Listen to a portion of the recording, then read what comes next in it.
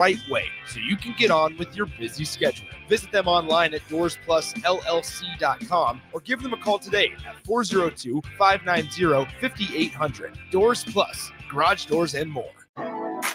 Hey volleybalfans, this is Laura Dijkema, national player of the Netherlands and now the setter on Omaha's newest professional team, Love Omaha Volleyball. League volleyball is bringing the heat this year. Don't miss your chance to see Olympians, national players and national champions right here in Omaha from now through April. We can't wait to see you cheering for us in the stands.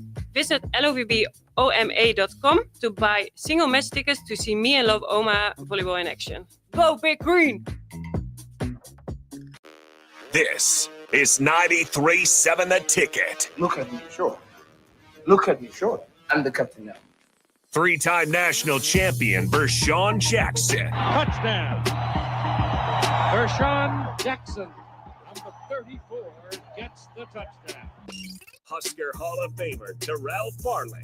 Defending Terrell Farley, who last week in his first start was a holy terror, number 43. And Jake Bakoven. Coming at you live from the heart of Lincoln, America. On air and online at theticketfm.com. Powered by Bauer.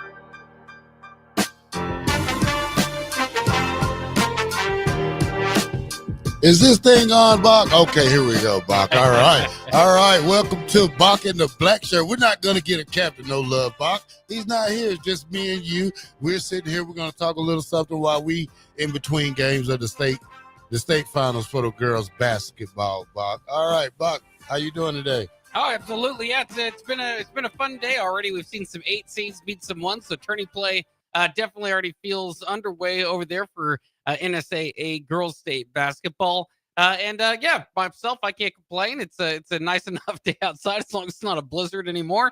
Then it makes it work, and just starting to feeling the excitement for tournament basketball. Of course, the women's basketball team, they've got a game today. Nebraska men's basketball's got a game on Sunday. Not quite tournament, but it basically could be. They still haven't punched their way to the Big Ten tournament.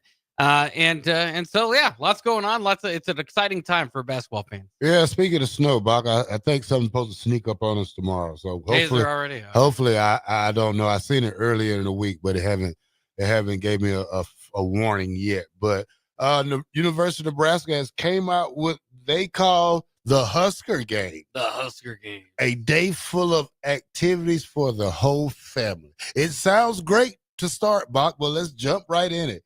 The Husker Games are set for April 22nd. We'll feature previews of the 2025 Nebraska football, volleyball, and soccer team.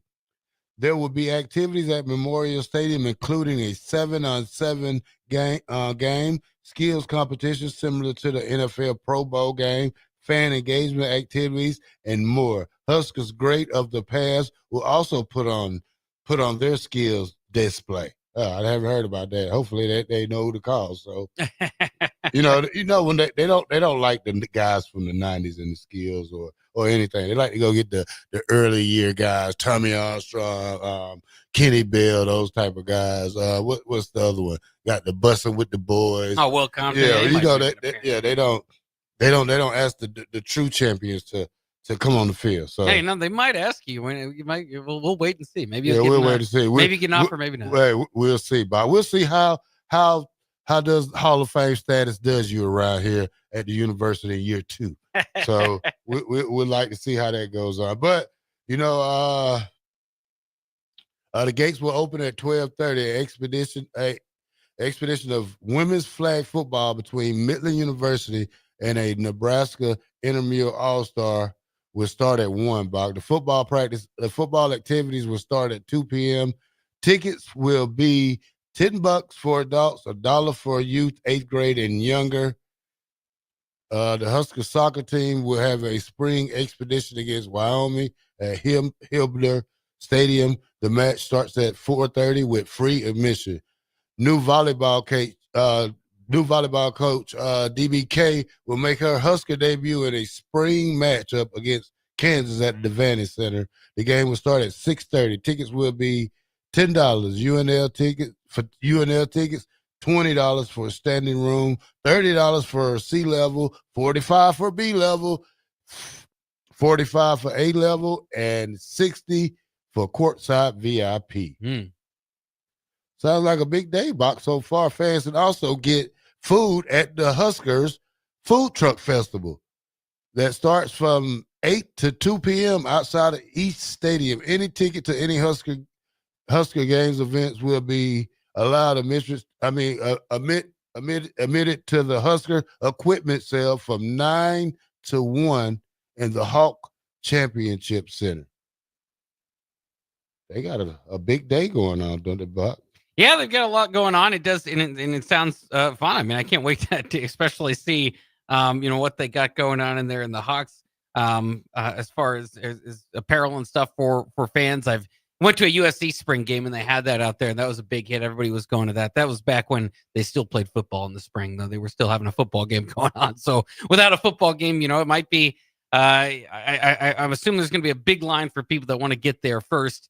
And by the time you get there at the end, you might have to pick through the leftovers. But either way, that's very cool. Was a big success and a big hit. Again, probably the biggest part of the USC spring game I went to a few years ago. So that will be exciting.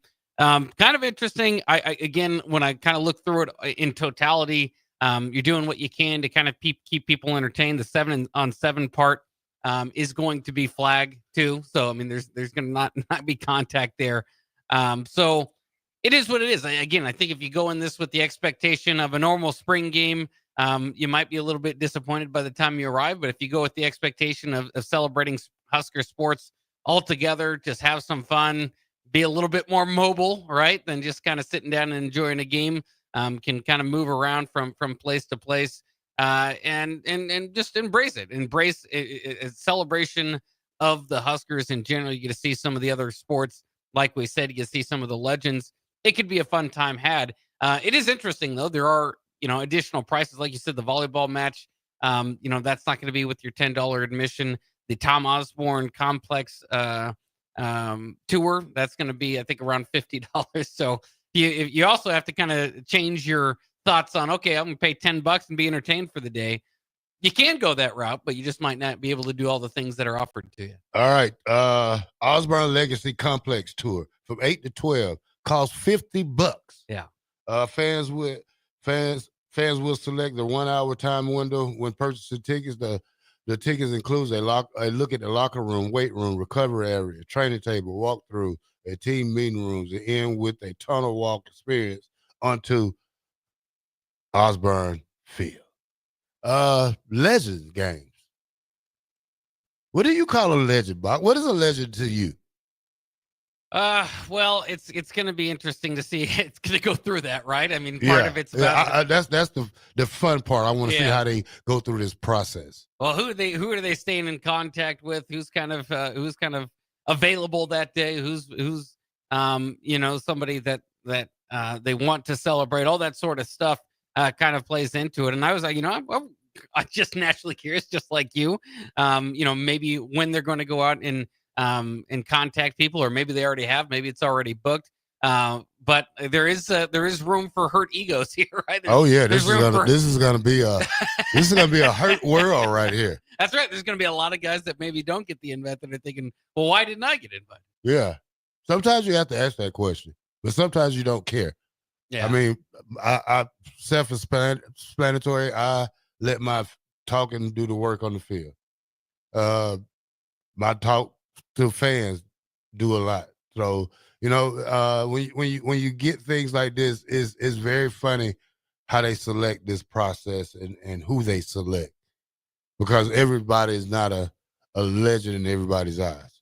Yeah, and also, I mean, I think that can be entertaining. I mean, if they do, these skills competitions, again, similar to the Pro Bowl games, you can't, depends on how far back you want to go. Do you want, 60, 65-year-olds going back out there and well, if they're willing. Stuff?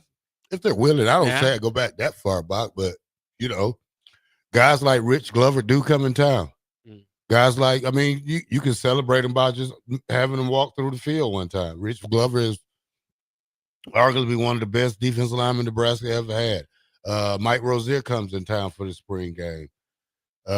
Ricky Simmons, he's at the spring game. A lot of guys that gave it all. Steve Taylor's at the spring game. That don't mean they're going to play the 7-on-7 or whatever, showcase they're going to have for these guys. But it's going to be funny how this process goes.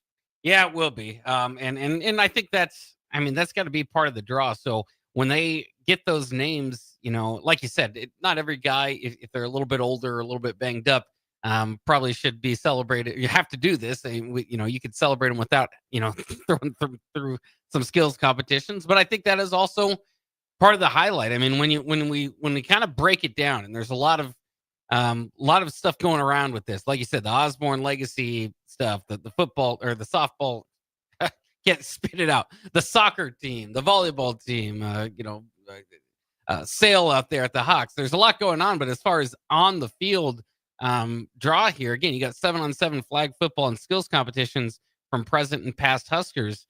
That's still what you would think might be the primary draw. Now, you might get the volleyball fans one way or the other, but as far as people driving in from across the state or making this kind of a big event for them, do you have enough? So when you promote that, that's why I'm kind of interested to see what's the selection, how do they do it, with everybody involved. I think you just kind of make it fun. I mean, you could do a release all at once. You could kind of slowly promote the thing and get people going with, okay, well, this guy's going to be there or that guy's going to be there. But overall, again, it's going to take a mind frame switch if you're thinking about going to watch the spring game, or if you're thinking about preparing for the spring game. I guess what I'm asking is, with this total package, Terrell, if you live an hour or 2 hours away, do you think that this would still entice you to come to the Husker games? Did they do enough to make it worth the drive? Yeah. Well, here's the thing. I mean, you got to understand that this is a new format. People are used to seeing football. That's all they come for. I mean, it's a great family outing. Like we say, it's a cheaper way to let people see the university that can't afford game tickets. Now, when I say that, it's because how this world going around. But at the same time, do you think a lot of people would travel just to see competition like that? See, I don't know. We have to see. Tickets go on sale probably end of the week. I don't know, but like I said, you got to give the fans something to be entertained of for most of the day. Yeah, they will be available, looks like, through March 11th and continue through. So that's kind of where you're looking at the tickets. I don't have exactly when they're going to be going on sale. But yeah, I mean, I think there's only so much you can do, right? I mean, I think as far as what is out there, short of bringing back another part of their concert series and trying to get people to go in that way, which remember the volleyball on volleyball day, they sold out the Memorial Stadium before they even announced who the musical act was going to be. So I don't know how big that could be. Certainly if you got a Garth Brooks or something, people would be selling out Memorial Stadium. That's been done before. But yeah, I mean, I think short of really getting out the pocketbook or getting out the checkbook and getting some type of big act here, I think this is about what we expected and maybe a little bit more. So I appreciate the Huskers, if you're not going to do the spring game, to coordinate this, and we'll kind of see how it goes. I also don't know if this is what we'll see next year and 2 years from now, right? I mean, this is, like you said, this is kind of a first run through it and see what it looks like. And, maybe you can add to it from there. And also you can kind of adjust to it, because I'm sure they're kind of going through the same thing, just going through the ops portion of this, is trying to figure out how many people are going to come. And so, you got to be prepared for a lot. Maybe it won't be as much. I personally got to think it would be tough to kind of schedule or plan this around. I mean, if you do this every year and you're used to coming to see family in Lincoln or something like that, then maybe you keep it going. But, like you said, nothing replaces hard-hitting football in Memorial Stadium as much as because that's what they're trying to avoid. As far as replacing that on the entertainment aspect, you're just not going to probably get a whole lot. I mean, you might get an impressive catch here and there from the 7-on-7 skills camp, but there's just not a whole lot of football to this. So, I think this is primarily looks like, just what it is. going to be mostly a Lincoln event, but I could be wrong. Maybe we'll have plenty of people traveling for all around the state, all around the country to go here. But if it were me, I suppose I would hold on to my expenses or put everything that I would put in this expense trip toward a Husker game in the fall. Yeah, you have to wait a little longer, but then you get the product. Well, I like to see what the captain thinks about this. We're going to try to see if he gets the email, because I know it will crush him if he doesn't get invited into that game. So we're going to see how that goes. I'm going to give him a call on break and see, did he get a ticket? Did he get a call yet? But, I don't want him to be hurt over this. So, hopefully we can get Rashawn in some kind of capacity to he could be the drum major that leads everybody out there. He's a great talker, great finisher. We have to see how that goes. Yeah, we will see. I'm not sure. I think legend. If they put it in legends, I think that term will be used loosely. I don't think this is going to be the who's who of Nebraska football. Yeah, because I have to question myself sometimes, how guys are legends. I mean, my theory in life about legends are that they're the GOAT. I mean, when you say legends, you talk about guys like Amir Abdul, guys like Levante David, guys like Prince, what's his name? Kumar, Keo Craver, guys like Eric Crouch, Tommy Frazier, Lawrence Phillips. It's not a book you can write with 5,000 legends for Nebraska football, Bob. Yeah, I mean, I'm kind of with you. I mean, it's just for at least the term being thrown out there, legends. There are legendary teams, and if you're on that team, then perhaps you can feel you're a legend. No. Just because you're on a legendary team, Bob, doesn't mean you're a legend. Now. Well, that's my point. Is I think if you overuse the term legend, and this is something that Matt Rule overuses the term elite. And I think it's done purposefully, right, to make that the bar, right, is that we're shooting for the top. And so I don't have a problem with it. It's kind of like when you swear too much, right? If you swear all the time, then when you swear individually at me, you're a sailor. It doesn't make much. Yeah, but you're not emphasizing anything. It's just kind of like, okay, well, this guy just swears for 2 minutes straight. Like, that's just how he's talking. If you don't swear, and then all of a sudden you do what, you don't swear in 90 conversations I have with you, and then you do, then I can say, okay, this is a big deal. There's at least frustration. And so when Matt Rule uses elite and throws elite everywhere, all of a sudden my ears have become numb to what elite means. Elite does not mean elite. right. What his elite and our elite are two different elites. Right. Yeah. So the same thing can happen with the term legend. If you throw legend around and you say these 90 guys are legends. Well, if 90 guys are legends, then what is it? What is the top tier of those guys? Well, when you say that elite, it could be he has the capability of being an elite player. Now, Vincent Shivers has the capability of being a great player, elite player. Dylan Riola has the capability of being an elite player, or he is an elite player until he shows me more. Then I can put him up a super elite. But Emmett Smith has to show me how elite he can be. Emmett Johnson. Willis McGahee has a potential to be great. All these guys has a lot of potential to be great. What's his name? Ja'Cory Barney has a lot of potential to be great. But we all know how college football runs in year 2. They call it the sophomore slumps. And we've seen people who have had that slump, because a lot of players fall off the map when they can't get back to their same. Now, if somehow Jacoby Barney doesn't meet all of his goals, but the team still wins, he benefits more because his name is always going to be at the top of the conversation. Well, yeah, and like you said, there's two ways it can go. There's going to be more film on him. There's going to be more of a game plan to stop him. And so sometimes you can hit that sophomore slump. Sometimes that's your biggest jump, right? From freshman to sophomore year, he was kind of thrown in there.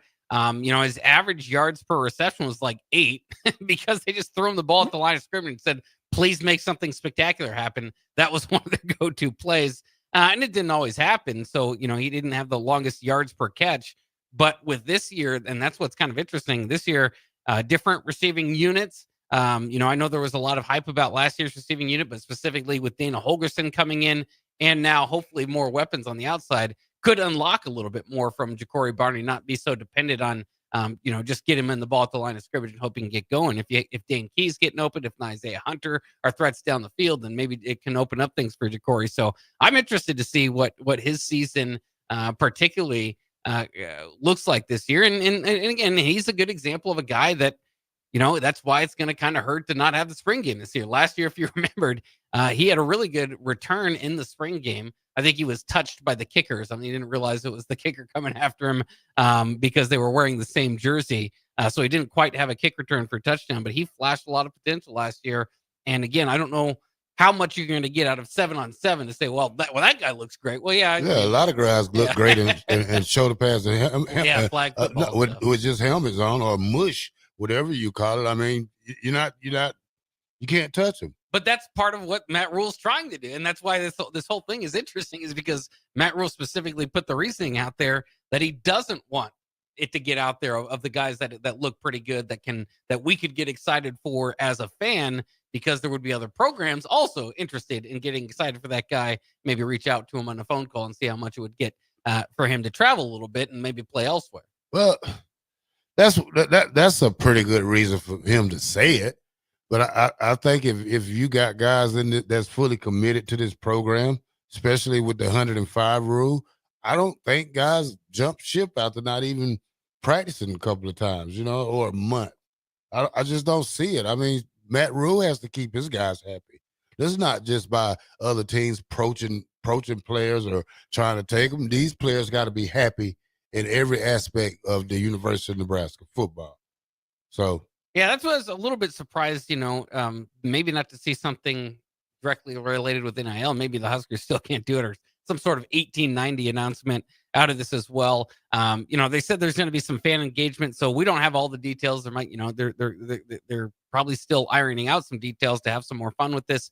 But again, it's been announced with the Husker games what they are: $10 ticket price, but that won't get you everything. Again, $50 if you want to go to the Osborne Legacy Complex Tour, which a lot of people would be interested in. Additional money, depending on where you want to sit for the spring volleyball match. Have you been in the Osborne Legacy Complex yet, Terrell? What'd you say? Have you been in the Osborne Legacy Complex yet? Yeah, I walked through there. I done walked through there. Was it pretty impressive? Yeah, it's nice. Yeah. It's all nice. I mean, that's probably going to get the most attractive because people want to see what's in there, and $50 a pop. So they're going to get their money's worth when they walk through there. It's a very, very upscale kind of thing.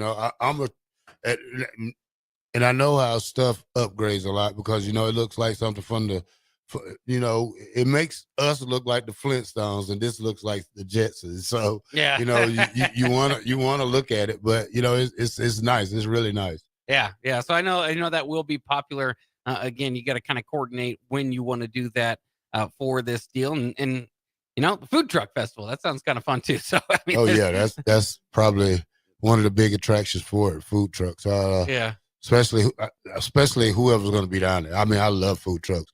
You probably have Mary Ellen down there. You probably have a good little variety of every food truck that's coming from a 200-mile radius probably. So we'll see a lot of people from Omaha probably show up, a lot of Lincoln trucks down here.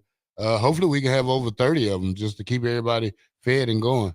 Yeah. And I think part of it is going to be, the one thing you do have for this first year, right?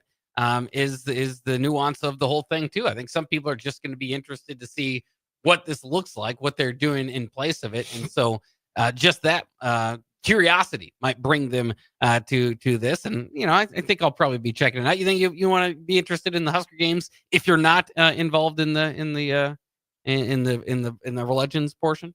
Oh, I'll come down there anyway. I get free tickets. So yeah. I'll come. So it doesn't hurt my feelings because I'm already in the Hall of Fame, so it doesn't cement it or doesn't downgrade it or anything. They can't take away your legendary. Can't take it away, Bob. Cubster says I live about 2.5 hours away, and I might come up just to do the tour of the Tom Osborne Complex.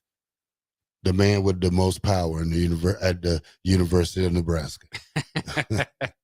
Fair enough. See, I'm glad to hear it. I think some people are just going to be interested in different portions of this. But it does seem like they've got something together to replace that spring game, or at least in our hearts, right? All right, let's go ahead and take a quick break here on The Captain. We've got one more segment. Of course, there's an abbreviated show with NSAA girls state basketball action going on, but we do have one more segment. We'll be back on The Captain on 93.7 Ticket.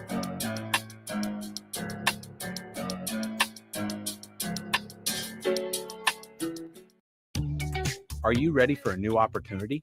Check out Sandhills Global. Join a dynamic team where your skills are valued and your career can soar. We offer full-time positions with a 4.5-day work week, competitive pay, excellent benefits, and a positive work environment. From IT and marketing to sales and finance, we're looking for talented individuals like you.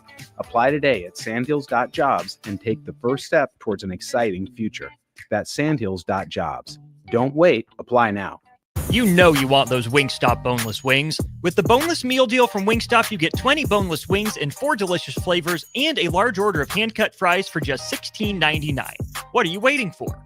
More wings, more flavor, more bang for your buck. The $16.99 boneless meal deal from Wingstop. Order now from wingstop.com. Valid at participating locations for a limited time on orders for pickup or delivery placed via wingstop.com or the Wingstop app. Prices may vary by location. See wingstop.com/offers for full details.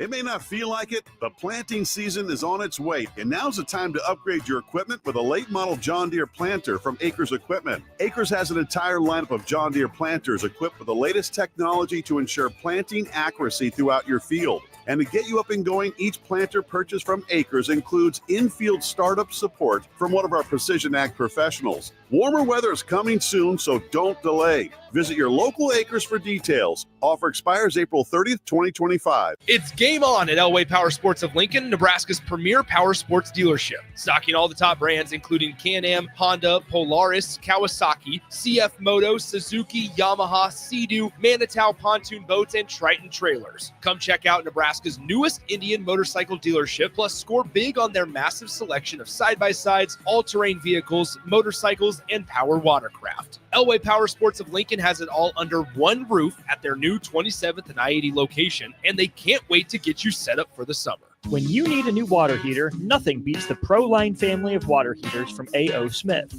ProLine models are built using commercial-grade components, meaning they're built to help you tackle your toughest days. No matter if you need a gas or electric model, A.O. Smith has a ProLine unit for you.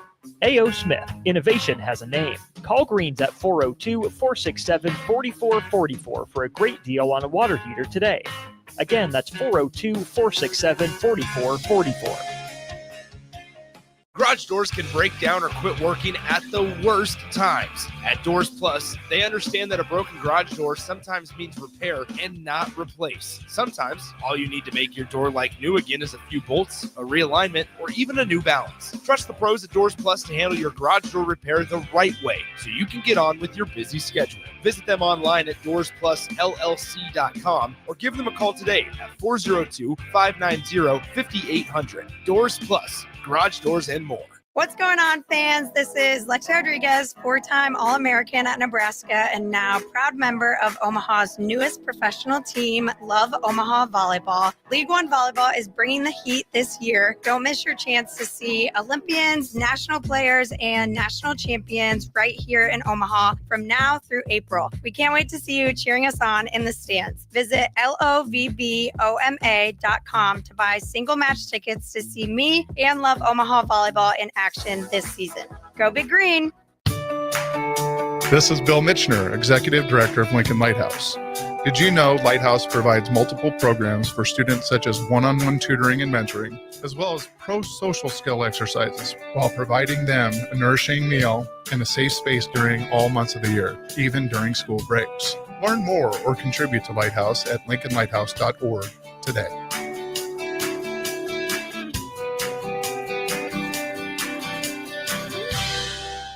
It's the two-fingered wave on a gravel road. It's letting the kids take dad's truck to prom. It's Friday nights under the lights of a hometown football field. Eustace Body Shop knows small towns. It's where our values are rooted. We treat our people right, and in turn, they treat you, our customer, right. And we give back to our communities. Not much more small town than that. Eustace Body Shop. Small town service, big city technology. The most recommended Eustace Body Shop. That's who we are. Opportunity can knock at any moment. When it does, you can't afford to miss a call. That's why you need a business phone system that gives your team the flexibility to answer anytime, anywhere. Whether you're working from the office, at home, or on the go, we make it easy to equip your business with the right tools for smooth, professional call handling. We enhance the efficiency technology provides while putting people first in all we do. That's why we meet your business right where you are by offering customized office technology solutions that meet your specific needs. Hamilton Business Technologies. Real people, real technology solutions. Learn more at hamiltonisbusiness.com. This is Lincoln's home for sports talk on the FM dial. Also online at theticketfm.com. On the internet. KNTK FM Firth, 93.7 The Ticket. Back with Vershawn Jackson. Powered by Bauer. On 93.7 The Ticket and theticketfm.com.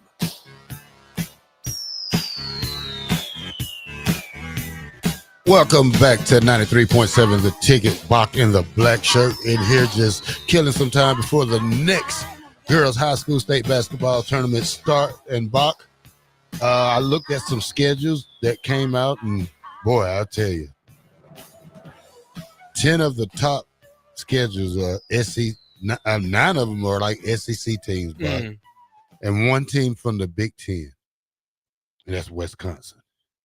That is interesting because it opens up a whole argument, right? A whole talking point because Matt Rule obviously has been on this crusade, if you will, that the Big Ten should not play a challenging non-con game, or at least at Nebraska, they don't want to. Obviously, the canceling of the Tennessee series, and he's gone on, several national outlets to kind of describe why they did that. And it all kind of goes back to the fact that the SEC plays 8 conference games and the Big Ten plays 9. So, in their mind, you've already kind of got that additional tough matchup scheduled in with the Big Ten. So you have to go through that. I know immediately what a lot of people would say with your strength of schedule argument is that those SEC teams are being overrated to begin with. We saw in the bowl season, they did not do too well. The Big Ten has now won back-to-back national championships. So there's a lot of interesting points, but just when you say that, you have to figure they're arriving to that point only with 8 SEC conference games. Now, my argument has long been that a lot of these teams play pretty difficult non-con games in addition that are scheduled in to begin with. Florida State, Clemson, South Carolina, Georgia Tech, those type of games. Now, that's not every team out there, but that is fascinating. I know just immediately when you said that, I know there's a host of Big Ten fans that are saying, "Oh boy, yeah, here goes the overinflated SEC schedule talk." Listen to this Oklahoma schedule, Bob. Illinois State, W. Temple, W. Kent State, W. Then they go Michigan, Auburn, Texas. Hold on, let me get the rest of it, Bob. Texas, Navy. No, that's last year. Okay, like I said, let me start back over. Okay, I got Illinois State, Bob, Temple, Kent State, Michigan, Auburn, and then they go Texas, South Carolina, Ole Miss, Tennessee, Alabama, Missouri, LSU. Yeah, not easy. I only see 3 games they possibly could win because they could win a bunch of those games. But South Carolina is a 50-50. Tennessee's a 50-50. Missouri's a 50-50. Ole Miss a 50-50. Texas, we don't know about that one. LSU, that's another hard one, Bob.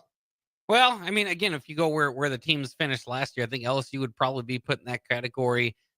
Really, I mean, it's a lot of tough games, like you said, and hopefully with the college football playoff committee moving forward, that sort of gauntlet would be factored in. But that's just what it is. That's a tough stretch of games. I know Florida's is right up there with them. If Oklahoma's not the most difficult, Florida's has got to be right there. I'm going to read Florida's for you, Bob. Yeah. Their schedule is worse than it was last year, Bob. And when I say that, Bob, they have a schedule on them again. So Nebraska has the football gods on their side, and not most of us have them. So they start off with LIU. LIU, South Florida, LSU, Miami, Texas A&M, Mississippi State, winnable. Georgia, not winnable. Florida, Kentucky, Ole Miss, Tennessee, Florida State. Yeah, it's a tough schedule, no doubt. Yeah, they have Texas too. Miami. That's a crazy schedule. Now they say who else in there? Arkansas has a hard schedule. Bach, find me. I'll find it. Wisconsin schedule, Bach. They have a crazy schedule.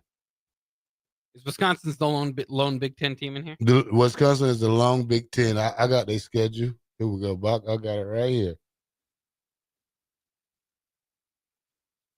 All right, so we're gonna look at this Wisconsin. I'm gonna get to the full one because they got a mighty long way to go. Okay, Miami, Ohio, Middle Tennessee State. Then they go Alabama, Maryland, Michigan, Iowa, Ohio State, Oregon, Washington, Indiana, Illinois, and Minnesota. All in 1 year. Yeah. And keep in mind, both Luke Fickell, the Wisconsin coach, and they're trying to fire this guy. And the Florida coach, Billy Napier. Now, if he could go through this schedule and go 9-3, I'll give him $10 million. But but the thing is, I don't see him going 10-3. No, that's going to be a tough schedule. Again, you go through it.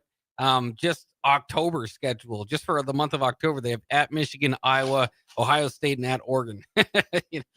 Keep in mind Alabama, Indiana, Washington, who was in the national championship game a few years ago, also on that schedule. So it could be difficult, and that's why maybe to that point, why is Alabama on that? To kind of Matt Rule's point, why is Alabama additionally on that schedule? If you're already going to play Michigan, Ohio State, Oregon, Indiana, Washington, and Iowa, how much? What is the Alabama game going to do for them? Well, competition-wise, this is not about trying to escape and get to the college playoffs the easiest way. It's trying to keep your team on a level of competition that you want your players at. You play teams like that to keep the measure up. If we're going to play 5 straight games of Power 4 or whatever we call it, football, then you get to the Big Ten and you lay an egg every Big Ten game, then your schedule is the problem. Yeah, I get arguments on both sides, and certainly as a fan, I get excited for it. But like I said, I at least get the argument that maybe at that point you might just need a victory. Because as you're obviously trying to make the college football playoff and to do it in any way possible, it is a better non-con schedule as far as the fans' perspective would be obviously some difficult games, like you said, maybe can kind of measure you up and get you ready for the Big Ten going that way. And Wisconsin certainly could. What if they knock off Alabama on the road? That could really change the way that we look at their program. And all of a sudden, instead of us going, well, they've got a tough schedule, we see teams with Wisconsin on the schedule. Oh, that's going to be a difficult game. But I specifically see it too for program building. If you're at a place, and I saw Texas's athletic director basically said, well, we're going to keep scheduling some heavyweight fights, kind of going against the Matt Rule narrative. If you are a top 5 team or a top 5 program and you've been that team, then I understand a little bit more. But if you're building, you're trying to move up the ladder, I more understand the approach that Matt Rule in Nebraska is taking. Again, don't absolutely embrace it, don't absolutely love it, but understand it. Because so you want to go 8-4 because we're building here. Okay, I can't give you credit in year 3 if we're not going to play good teams. Nebraska has out of the top 40 strength of schedule, Nebraska's 35, Bob. So when it comes down to that, they needing, just say they go 10-2, Bob, and they need that that strength of schedule to help them hop over number 14. You can't with Houston Christian on your schedule, Bob. You can't with Bowling Green on your schedule, Bob. You can't with Miami of Ohio's on your schedule, Bob. Well, I think worrying about that sort of differentiator could be a problem when you get there. They've got a lot of work to do to get into that conversation. And in those schedules, they're hoping it's not just like, okay, well, we're going to take the easy path and then nobody's going to notice. They feel like their Big Ten schedule is going to do enough of the talking for them in those years, and it has for Indiana last year. It did for Ohio State last year. It did for Michigan 2 years ago, where they didn't play anybody in the non-con. This has already been tested. These teams didn't play anybody in the non-con, and they made the playoffs. Well, one thing they did, they beat Nebraska. West Indiana, what the score was? 55-6? Hey, 56-7. Okay, yeah. So I mean, we put up 7 that day. Mike. Yeah, I mean, I don't know, Bach. This is who knows. So let me ask you this then: because if you like you look at the Florida schedule, you look at what was the other team that had the difficult schedule we're looking at in the SEC? This look at this 1255 says this coming from a player who was a Husker when we had 8 cupcake games every year. We played 5 top 10 teams. Yeah. 6 in 1 year. Yeah, there was years where the Big 8 wasn't all that. Yeah, but when we did, tough, but 1995 was not one of those years. Yeah, 1995 wasn't one of those years. No. So 96 wasn't one of those years. Yeah. But when you playing, I'm just saying. I mean, you probably want to go back and check because Nebraska used to travel to Washington and play them.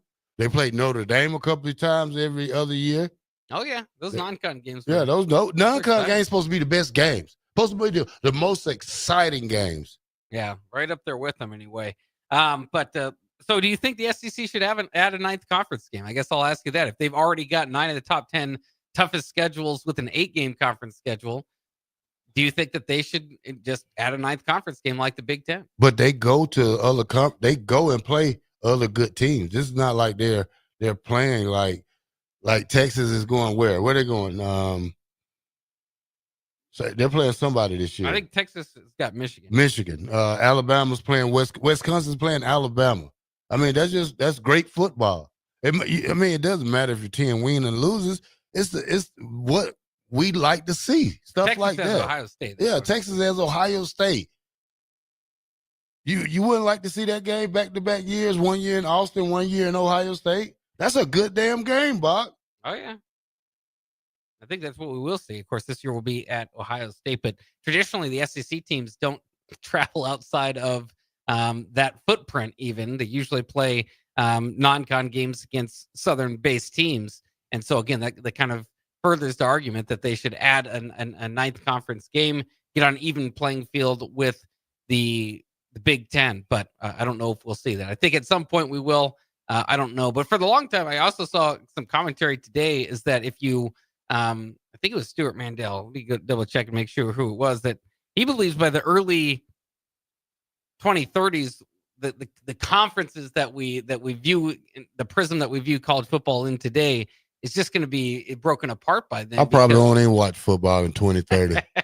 Well, it's just there's even going to be division between, as we see these next couple of years, in the Big Ten and within the SEC, which is what we've talked about for years, where how does Northwestern get the same amount of money that Ohio State does, right? When Ohio State brings in more money, right? And it just kind of goes down along those lines, whichever team you pick. And Nebraska generally seen as one of the it's not, one of the in the in crowd, right? Not on the outside of that, but they're also different tiers of the in crowd, right? Where the teams that make the most money are like Notre Dame. And we've seen Notre Dame for years.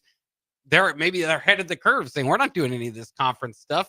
We're going to take the most money that our brand itself can get and create. And of course, Notre Dame's been able to do that with the help of the NCAA and the college football playoff and the BCS before it, bending their rules and allowing the Notre Dame athletic director to join the other conference commissioners in decision making. But yeah, I wouldn't be too surprised either. If in 10 years, like we've always kind of said, it could lead to the SEC and Big Ten being the AFC and the NFC. For kind of easier formatting purposes if you're kind of thinking of it in the college football. But I think it was Mandela was even saying, at some point you might just kind of break away that conference aspect of it. Yeah, somebody said if Texas loses to Ohio State by 42, does that help Texas or hurt them? They scheduled it, so it might as well help them. See where it at, but I doubt Texas was lose by 42 to Ohio State. Well, Ohio State, Oregon probably doubted they were going to lose by that much to Ohio State. Did that hurt Oregon or did it help them? Because they're still top of the recruiting. They're still the top dogs in recruiting. They're still getting players. I mean, hell of good players. Now, Dan Lanning just signed to $11 million per year. year. So it didn't hurt them that bad that they lost by 30-something points. But or should 20-something points. it, if we see in the college football playoff, if the number one team that beat Ohio State can get blown out by them, how much should a blowout hurt you more? Now that, again, this college football playoff just kind of expands the conversations that we've typically been able to put in college football and kind of throws them for a whirl. I don't know. The Ohio State and Michigan brand counts for something. Nebraska brand doesn't. Who else we had? We have to have a good team build back up first. What do you think of that, Bob? Yeah, that's why I understand kind of their approach is, maybe at some point you really want to swing with the heavyweights and non-con, and you basically year in and year out are losing 2 or 3, 1 to 3 games, a year, and your brand is on point to where the college football playoff committee would say, okay, well, we know that's a good team. They just scheduled hard. Maybe we gave them the pass, but Nebraska's not there yet. And so again, you get to disliking it, and there's a lot of this new era of college football that I don't like. I do like that the players are able to get a piece of the pie and all that, but everything that's kind of turned around in that has made these conversations kind of frustrating and making it to the point where you don't want to schedule tough games when you're a building program in the non-con. I hate it, but it does make some sense to me. I want to see Nebraska play Ohio State, Penn State, Oregon, Washington, Minnesota, Iowa, Ohio State, all in 1 year. All in 1 year. They probably will. I think that's on the conference schedule. All in 1 year, Bob. 1 year. We'll see. Yeah. And I hope they go do 10-2. That'll be good. Because then next year you come back and do the same thing. Well, again, it's nice to kind of think that way. I don't know if Nebraska's program is ready for that gauntlet to go 10-2. Hey, you got to try somewhere, Bob. And you never know. Again, we talked about all this stuff this offseason. They went 7-6 last year with a mediocre, not bad, just mediocre special teams unit. Maybe would have won a couple more games. All right. This is the Bock and Blackshirt show, man. We are here just to talk a little football in between the Girls State Championship. Now, Nick and Jake Foreman will be back with y'all for the games of the afternoon. All right, Bock, I'll see you tomorrow. Thank you, 93.7, theticketfn.com.